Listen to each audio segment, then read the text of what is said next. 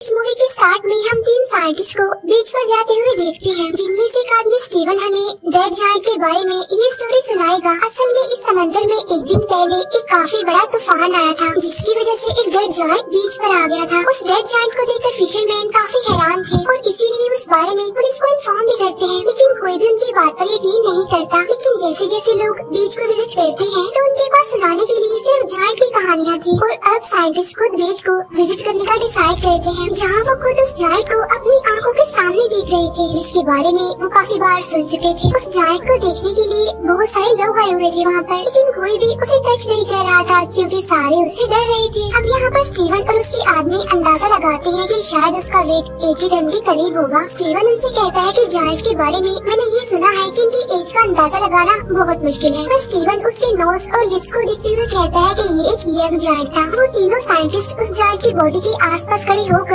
उस पर रिसर्च कर रहे थे। स्टीवन इस दौरान उसके हाथ के पास जाता है जो कि तालाब की लुक दे रहा था, यानी उसका हाथ इतना बड़ा था कि पानी जमा होने के बाद वो एक तालाब बन गया था, जिसमें छोटी छोटी मछलियाँ तैर रही होती हैं। स्टीवन का कहना था कि इस जायंट के साइज से भी ज्यादा हैरान कर देने वाली बात तो ये है कि जायंट अभी तक एग्जिस्ट करती है। और वो बीच पर खड़े हुए लोगों को जायंट से कंपेयर करते हुए कहता है कि ये तो जायंट की छोटी छोटी अनकम्प्लीट कॉपीज हैं। अभी स्टीवन उसे देखकर हैरान हो ही रहा था कि तभी उसकी एक कलीग उस जायंट की बॉडी पर चढ़ जाती है और वहाँ मौजूद वो सब लोगों को बताती है कि ये बिल्कुल सेफ है। तभी सुनकर वो सब लोग जल्दी से उस जायंट की बॉडी पर चढ़ जाते हैं और ऐसा करके वो लोग काफी खुश हो रहे थे। कोई उस जायंट की बॉडी पर जंप कर रहा था तो कोई खेल रहा था, लेकिन स्टीवन ना तो उसे टच करता है और ना ही उस पर चढ़ता है। दूसरी तरफ उसकी कलीग उस जायंट के बारे में नोट्स बना रहे थे और जैसे जैसे टाइम गुजरता जा रहा था वहाँ उस जायंट से खेलने के लिए लोग कम होते जा रहे थे, क्योंकि सब लोग अपने अपने घर जा रहे थे। फिर 3 दिन के बाद स्टीवन दोबारा यहाँ पर आता है क्योंकि उसका उस जायंट में इंटरेस्ट बढ़ गया था और उसका दावा था कि उसे इस जायंट पर नजर रखते हुए कोई भी परेशानी नहीं हो रही है, क्योंकि वो जायंट उसके आसपास के लोगों की निस्बत ज्यादा जिंदा था। फिर वो दिखता है कि वहाँ पर कुछ बच्चे जायंट के ऊपर स्लाइड खेल रहे हैं और कुछ आदमी तो उस जायंट को काटने की तैयारी कर रहे थे। तो आज वो जायंट के पास देर तक रुकने का इरादा करता है ताकि जायंट के पास कोई भी ना हो, लेकिन जैसे ही वो जायंट के पास आता है तो वो देखता है कि जायंट डिके होना स्टार्ट हो गया है और उसका हर एक बॉडी पार्ट काफी अजीब दिख रहा है। अब यहाँ वो जायंट के कान पर एक लड़की को देखता है जो उस जायंट के कान को एज अ चेयर यूज कर रही थी। स्टीवन नोटिस करता है कि जायंट के फेस से उसकी यूथफुल लुक खत्म हो गई है, यानी अब वो जवान नहीं दिख रहा। तो वो अंदाजा लगाता है कि समंदर में बहुत अरसा रहने की वजह से उसकी टिश्यूज खराब हो गई है, जिसकी वजह से उसकी बॉडी काफी जल्दी खराब हो गई है। स्टीवन जायंट के फेस पर एक इंसेक्ट देखता है जो कि उसके मुंह में जा रहा था। तब स्टीवन सोच रहा था कि इंसेक्ट के उसकी मंजिल तक पहुंचने से पहले ही ये जायंट डिके हो जाएगा और अब स्टीवन बहुत ज्यादा हिम्मत करके उस जायंट के ऊपर चढ़ता है। अब जायंट के चेस्ट पर चढ़ने के बाद वो जायंट के बाजू को देख रहा था जो बिल्कुल डिके हो चुका था और कुछ बचा हुआ पार्ट्स इंसेक्ट्स और बाकी बर्ड्स खा रहे थे। यहाँ अब उसकी आंखों के ऊपर अब एक अजीब सा कवर आ गया था जो कि उसकी आईज को भी एक तालाब जैसी लुक दे रहा था। फिर स्टीवन उसकी आंखों में अपना शैडो देखता है और सोचता है कि इस जायंट के डिके होने की तकलीफ उस तकलीफ से कम है जो उसे तन्हाई में दी है। इसके बाद वो यहाँ से चला जाता है। फिर नेक्स्ट टाइम जब स्टीवन उस जायंट के पास जाता है तो देखता है कि उसकी आर्म्स और लेग्स डिके हो चुके हैं और अब वो उसकी बॉडी को गौर से देख रहा था, जहाँ पर जायंट की बॉडी की इंसल्ट की जा रही थी और इंसल्ट करने वाले कोई और नहीं बल्कि इंसान ही थे। अब हालांकि ये जायंट भी तो इंसान की तरह का ही एक क्रीचर था। नेक्स्ट डे स्टीवन जब दोबारा से उस जायंट के पास आता है तो वो देखता है कि उस जायंट का तो सर भी उतार दिया गया है और बर्ड्स और इंसेक्ट्स उस जायंट को खा रहे हैं। अब सर के बगैर उसकी बॉडी इंसानों जैसी बिल्कुल भी नहीं लग रही थी। अब इसी के साथ ही स्टीवन और इस डेड बॉडी का रिलेशन भी कम हो रहा था जो कि इस डेड बॉडी ने बनाया था। फिर इसके बाद वो काफी दिनों तक बीच पर नहीं आता। फिर काफी हफ्तों बाद जब वो बीच पर आता है तो ये देखकर वो काफी हैरान हो जाता है कि अब उसके पास कोई भी ऐसी चीज बाकी नहीं रही जिसकी वजह से वो इंसान लगे और वहाँ पर जो बाकी रह गया था वो उस इंसान का डिकेड ब्लड था और अब उन सब लोगों का उस जायंट पर से इंटरेस्ट खत्म हो गया था। अब इवन काफी महीने गुजर जाते हैं और लोग तो अब जायंट की एंट्री को भी भूल जाते हैं और जायंट की बॉडी के अलग अलग पार्ट्स और बोन्स जगह जगह पर एज अ डेकोरेशन देखने को मिलते हैं। फिर एक दिन साइकिलिंग करते हुए स्टीवन उस जायंट का स्कल एक खाली मैदान में देखता है। उसका ख्याल था कि अगर वो इस सिटी को गौर से देखेगा तो उसकी नोज और एयर्स की बोन्स भी मिल जाएंगी, क्योंकि स्टीवन के मुताबिक जायंट की हड्डियों से बनी ये डेकोरेशन ज्यादा अच्छी है उन यादों से जो स्टीवन के दिमाग में है। अब यहाँ पर उस जायंट के कुछ बॉडी पार्ट्स को सर्कस में भी रखा गया था और अब साइंटिस्ट का कहना था कि जिसने भी उस जायंट को देखा है वो उसे मॉन्स्टर ही समझते थे जो कि मर चुका था, लेकिन वो जायंट उसके लिए आज भी जिंदा था और वो अक्सर अपने ड्रीम में देखता है कि जायंट उसके शहर से गुजर रहा है और अब वो वापस समंदर में जाने के लिए जगह जगह से अपनी बॉडी के टुकड़े उठा रहा है। अब ये मूवी हमें एक डीप मैसेज देती है कि कैसे एक इंसान इस दुनिया में आता है, कैसे लोगों की जिंदगियों पर असर छोड़ता है, वो लोगों से सीखता है, उन्हें सिखाता है,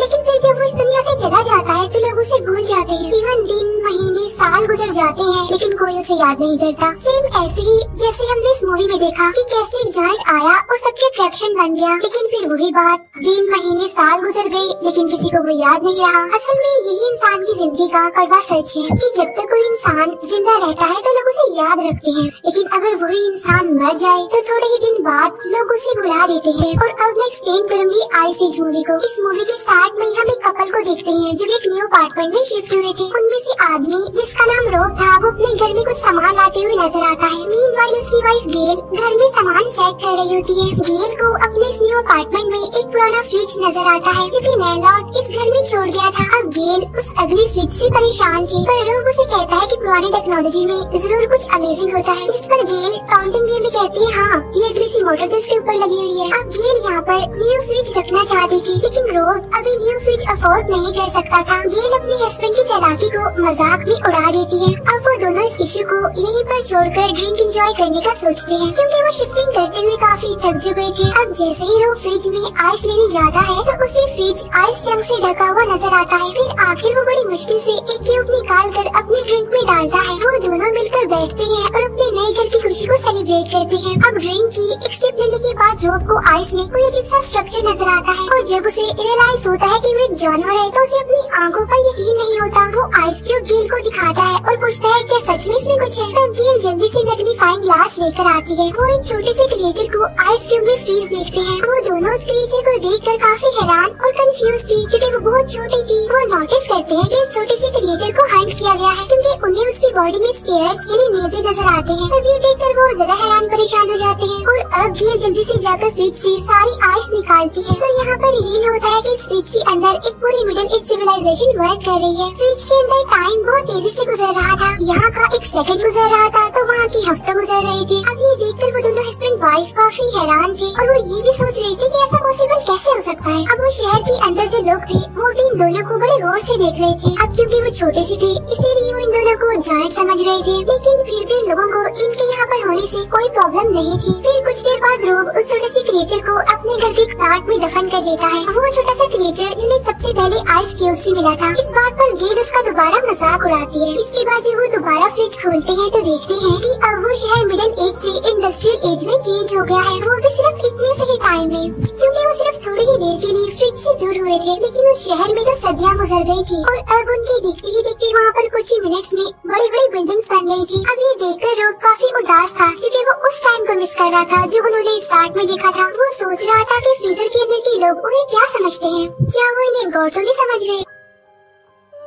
लेकिन तभी वो दो कंस्ट्रक्शन वर्कर को फ्रीजर के अंदर ही उन्हीं के बारे में बात करते हुए देखते हैं। वो कह रहे थे कि हम इन दो पागल जायंट्स को हर रोज देखते हैं और हम उस ब्रोकली को भी देखते देखते थक गए हैं जो गेल के दांतों में नजर आ रही थी। और अब उनके देखते हुए ही वो इंडस्ट्रियल कम्युनिटी मॉडर्न कम्युनिटी में चेंज हो जाती है और वहाँ की सारी बिल्डिंग सुपर स्ट्रक्चर में चेंज हो गई थी और साथ साथ उन्हें वो छोटी छोटी चीजें उड़ती हुई नजर आती है जो रोब को लग रहा था कि शायद ये प्लेन्स हैं। और टाइम को गुजरते हुए वो लोग काफी गौर से देख रहे थे। रोब अब इस एज को देखकर सरप्राइज था और सोच रहा था कि अगर ये हमारी दुनिया से रिजेंबल करता है तो इस मॉडर्न एज की बात क्या होगा। और इतनी ही देर में वो वहाँ पर एक लाइटिंग ऑब्जेक्ट को देखते हैं। तब रोब हैरान होता है कि ये क्या चीज है और वो उसे देखने के लिए करीब जाता है। इसके बाद वो जोरदार झटके से दूर गिरता है। अब गेल उसकी हेल्प के लिए उसके पास जाती है और उसका फेस जला हुआ देखती है, जिससे उनको अंदाजा होता है कि वो एक लाउंजर था और वहाँ पर वॉर चल रही थी। कि जब वो कुछ सेकंड्स के बाद वहाँ पर जाते हैं तो वहाँ पर सब कुछ खत्म हो गया था। अब वो इस फ्रीजर को बंद कर देते हैं क्योंकि वो इस वॉर को बढ़ाना नहीं चाहते थे। इसके बाद वो लोग पिज्जा ऑर्डर करते हैं, अपने खाने को काफी एंजॉय करते हैं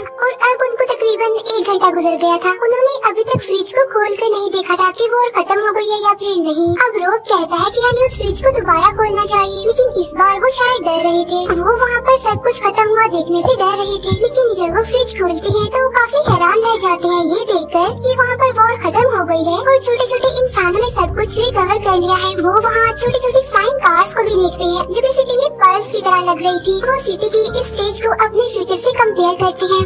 ये अब एक फ्यूचरिस्टिक लैंड थी जहाँ आसमान से बातें करती हुई सुपर स्ट्रक्चर बिल्डिंग इस सिटी को काफी अच्छा लुक दे रही थी। इसके बाद वो सिटी एक पिरामिड स्ट्रक्चर में चेंज हो जाता है जिससे बहुत सारी लाइंस कनेक्ट कर रही थी। अब रोब और गेल को लग रहा था कि सब लोग इस पिरामिड में रहते हैं। इसके बाद सिटी का वो पिरामिड स्ट्रक्चर सारे सिटीज को अपने अंदर अब्सॉर्ब करने लगता है और एक बड़ी सी एनर्जी बॉल में चेंज होकर फट जाता है, जिसकी वजह से सिल्वर स्पार्क उनके पूरे किचन में फैल जाती है, जिन्हें वो लोग बड़ी गौर से देख रहे थे और उन्हें ये सब एक फैंटेसी वर्ल्ड का पार्ट लग रहा था और वो स्पार्क किसी फायरफ्लाइज जैसे लग रहे थे। इसके बाद वो स्पार्क्स दोबारा जमा होकर फ्रीजर में चले जाते हैं। फिर एकदम से सब कुछ गायब हो जाता है। इसे देखकर वो लोग काफी कंफ्यूज हो जाते हैं। रोब को लग रहा था कि अब वो वापस आने वाले हैं, लेकिन गेल को ये लग रहा था कि सब कुछ खत्म हो गया है और असल में ये सब कुछ दुनिया के खत्म होने को जाहिर कर रहा है। रोब अब फ्रिज का स्विच बंद कर देता है। वो दोनों गले मिलते हैं। उन्होंने कुछ ही घंटों में ह्यूमैनिटी का स्केच देख लिया था जिसमें उन्होंने पास्ट, प्रेजेंट और फ्यूचर को भी ऑब्जर्व कर लिया था। नेक्स्ट मॉर्निंग वो कपल अपनी नॉर्मल लाइफ स्टार्ट करता है, पर अभी भी उनके जहनों में कल के बारे में कुछ सवाल थे और अब वो सस्पेंस में दोबारा से फ्रीजर को देखते हैं जहाँ वो छोटे छोटे इंसान वापस आ गए थे और वो डायनासोर के मीट से अपना पेट भर रहे थे और कुछ तो डायनासोर से बचने के लिए भाग रहे थे।